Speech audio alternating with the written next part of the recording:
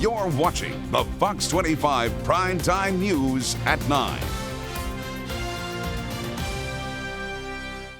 We begin the news tonight at 9 with the latest presidential race results. It's no Super Tuesday, but it's Super Saturday, as 5 states headed to the polls today for primaries and caucuses. The votes are still being tallied in a few states, but Senator Ted Cruz had a big win in Kansas.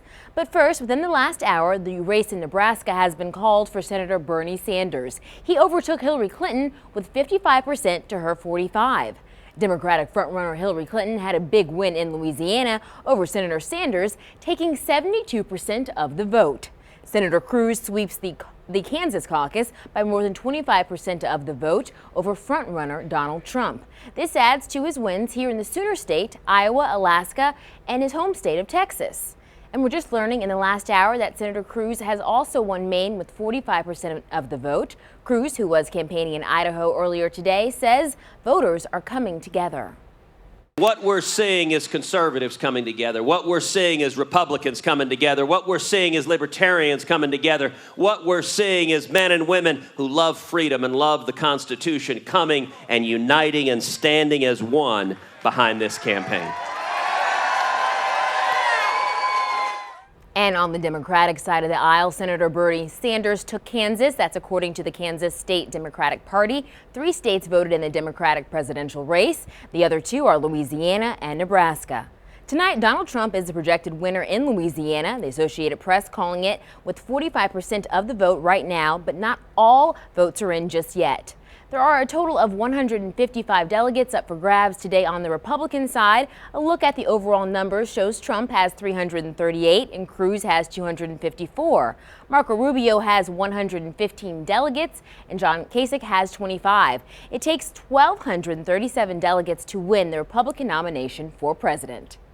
As the candidates continue their campaigns today, Donald Trump made a stop in the Sunshine State to rally voters to the polls in 10 days. One of the hot-button topics today was the handling of ISIS. Trump says torture laws need to be broadened. As far as the waterboarding is concerned, we have to stay within the laws. We have to stay within the laws. Hey, who here thinks that ISIS, who chops off heads, who drowns people in a cage, who here thinks that ISIS stays within the laws, right? But you know what we're going to do? We're going to have those laws broadened because we're playing with 2 sets of rules, their rules and our rules. Great in the first place. Senator Cruz also talked about ISIS at a rally in Idaho. We're not going to weaken. We're not going to degrade. We will utterly destroy ISIS.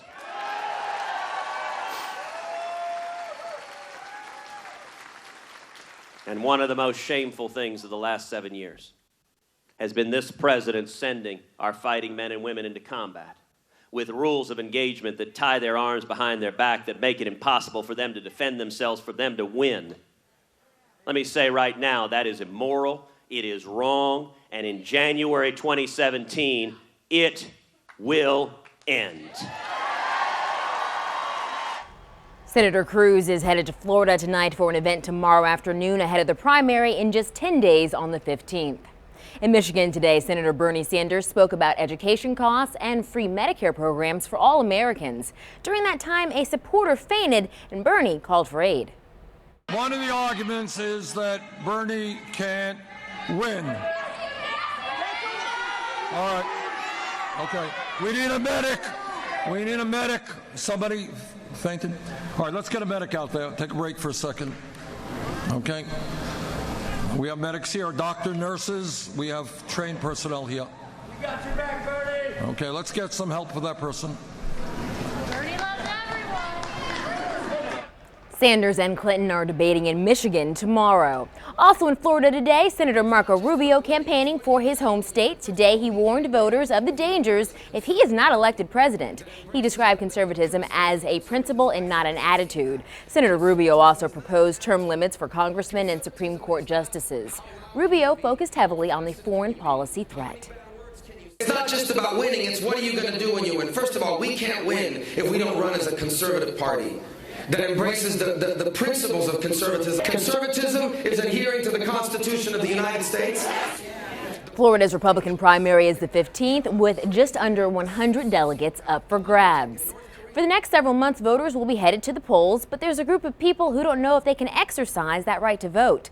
Once ex-felons have served their sentence, they're free to go, and their right to vote is no longer locked away. But many believe they can't because of how a state law is worded. A new bill could help to clarify the current law once and for all, but there still seems to be some confusion.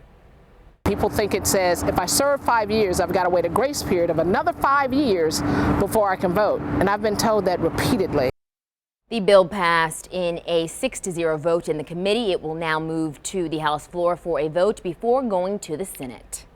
And in Puerto Rico, thousands of migrants lined up in prisons for early voting for the GOP primaries on Friday. More than 50% of Puerto Rican prisoners are registered to vote. Prisoners who are not registered to vote are also allowed to participate in the open primaries. The island has allowed inmates to vote for more than 3 decades. Here in the U.S., Maine and Vermont, those are the only states that inmates are allowed to vote. Republican presidential hopeful John Kasich has released his partial tax returns for the past several years. He joined Senators Marco Rubio and Ted Cruz in making his personal records public. In the last 7 years, Kasich and his wife reported more than $5.3 million in total income. Since winning the governor's race in 2011, his income has ranged from $700,000 to $300,000. Attorneys for Army Sergeant Bo Bergdahl have asked for a meeting with presidential candidate Donald Trump, claiming they would like to determine whether a deposition or to call him in as a witness at a hearing. The letter sent to Trump's New York office, dated today, is also aimed at discussing his comments about the Army sergeant. His defense attorney told the Associated Press that Trump's comments about Bergdahl could affect his right to a fair trial. Well, a windy yet warm day in the metro, but could that all change soon? Fox 25's Braden Long has tonight's first forecast. Yeah, Chelsea, we'll have a few things changing coming up in Maine weather. Right now, the winds calmed down, so we're enjoying a nice night at our Air Comfort Solutions WeatherBug Network camp at Harkins Theater. Some people heading out to the movies here just after 9 o'clock. We're in the 50s here in Oklahoma City, 60s everywhere else, 62 in Yukon, or 60 and more, 62 in Norman as well, or 63 here in Norman. 52 cooler off to the northwest in Woodward, 50 in Alva, 58 in Altus, 57 in Clinton as well. Tonight we'll stay in the 50s. A few clouds will be around, but it'll be a little breezy, southerly at 10 to 15, help keep us a little bit warmer than average for this time of year. But coming up, as I mentioned, we'll have cold front on Sunday, so lots of storm chances ahead. We'll stay warm, but our severe risk will return Sunday and into Monday. All of that and more in your Storm Watch 7-day. You cannot talk about the Oklahoma City of today without the many contributions of Aubrey McClendon, a visionary who lost his life this week during a car wreck, but those who knew him well took time out to honor him at a special paddle-out service on the Oklahoma River.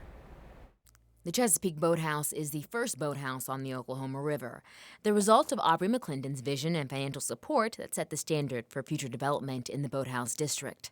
Just one of the many accomplishments McClendon leaves behind during his 56 years, and where many gathered just before daybreak this morning. A man who didn't just lead from the boardroom, but from the heart. He offered us an opportunity, and we just really admired the man and for everything that he did for us and for the company and for Oklahoma City.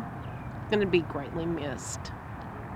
Unless you're in the world of rowing, a paddle-out service probably isn't something most of us are familiar with. A paddle-out is a tradition within the water sport community. Surfers have done this for years, rowers, kayakers. When one of their own is fallen, it's a way to honor and remember, and in many respects reconnect with the water that brought them all together, and to remind themselves that the sun does come up the next day despite the loss that they've incurred. Watching the sunrise in silence and reflection of Aubrey and how he made such an incredible impact on this city. And in Aubrey's case, the connections span decades. Stephen Lane was one of the first geologists he hired for Chesapeake back in 1991. Aubrey has meant a lot to our lives. He started a company during a time that was fairly difficult in the oil industry, and those of us that were in it were looking for good quality jobs, and he offered one. And throughout the years, he offered a better quality of life to many Oklahomans he would never have the chance to meet. If you attend a Thunder basketball game, shop at Whole Foods, or enjoy the Christmas lights along Western Avenue, you have Aubrey to thank. It's a new dawn for a lot of us. It's hard to imagine this city, this riverfront without Aubrey. I think being kind to one another, reaching out as Oklahomans frequently do to those in need, I think that's the best way to honor Aubrey Kerr McClendon. A public service honoring his life will be held at 10 a.m. on Monday. The family requests that instead of flowers, donations be made to the Boys and Girls Club of Oklahoma County. Oklahoma City police are investigating the cause of a deadly crash on the city's southeast side. Authorities say it happened just before 5:30 this evening. Authorities say the driver of one of the vehicles involved in the crash was pronounced dead on the scene. The passenger inside that same vehicle was transported by IMSA to a local hospital. The driver and passenger in the second vehicle suffered minor injuries, and they are being evaluated on scene by paramedics. The Oklahoma City Police Department is investigating a bank robbery at MidFirst Bank tonight. Authorities say that a man walked into the MidFirst Bank on Southwestern Avenue demanding money from the teller. Police say the suspect was last seen in a black Toyota Camry going eastbound on Interstate 240. A joyride for one 13-year-old ends with him being taken into police custody. He took the family car for a spin with a 4-year-old in the back seat. His mother was inside of a gas station during the incident. Oklahoma City police officers pulled him over near Northeast 68th and Kelly. There were no reported injuries. The Oklahoma City Fire Department is investigating what caused a fire at an oil field site this morning. Emergency crews received the call shortly before 2:30 on North Sarah Road. Upon arrival, company officials on site say a cylinder vessel was leaking an unspecified petroleum product from a valve. This vessel is in a diked area, and the product was reportedly burning up the side of the vessel. The fire department said there was a lot of fire associated with this incident, and they were on scene until company officials were able to shut off the flow of the petroleum product, allowing firefighters to put out the fire. Coming up, celebrating the life of an Oklahoma hero, how family and friends honored Robert Redford Sr. Plus, an Alabama man is in hot water tonight after fleeing the country, what he did before he left and where he was headed. Cold front tomorrow brings severe weather back to the Sooner State early next week. More storm chances coming up. All of that and more in your Storm Watch 7 Day. And Sports Authority has filed for bankruptcy. What this means for shoppers. And up front at 9:30. The death of an iconic Southern author, remembering Pat Conroy.